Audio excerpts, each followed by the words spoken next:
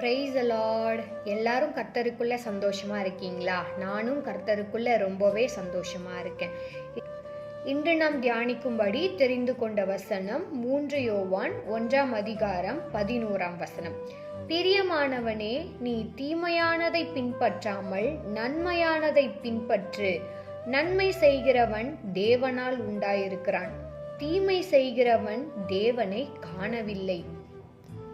நன்மை செய்கிறவன் தேவனால் உண்டாயிருக்கிறான்.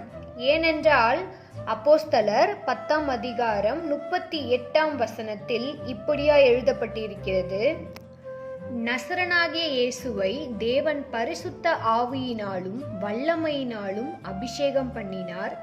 தேவன் அவரோடு கூட இருந்தபடியினாலே அவர் நன்மை செய்கிறவராயும் பிசாசின் வல்லமையை அகப்பட்ட யாவரையும் குணமாக்குறவராயும் சுற்றித் திரிந்தார். ஆண்டவராகிய இயேசு கிறிஸ்து நன்மை செய்கிறவராய் சுற்றித் திரிந்தார். அவருடைய பிள்ளைகளாகிய நாமும் கூட நன்மை செய்ய வேண்டும் என்பதே தேவனுடைய பிரியமாயிருக்கிறது. நீதிமொழிகள் 3 அதிகாரம் 27 வசனத்தில் இப்படியா எழுதப்பட்டிருக்கிறது: நன்மை செய்யும்படி உனக்கு திராணி இருக்கும்போது அதை செய்யத்தக்கவர்களுக்கு செய்யாமல் இராதே. நம்மால் இயன்ற மட்டும் பிறருக்கு நன்மையை மட்டுமே செய்ய வேண்டும். முக்கியமாக யாருக்கு நன்மை செய்ய வேண்டும்?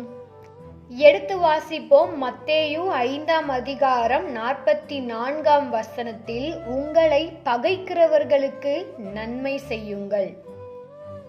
நம்மை பகைக்கிறவர்களுக்கும் நாம் நன்மை செய்ய வேண்டும் என்பதே தேவனுடைய விருப்பமாயிருக்கிறது.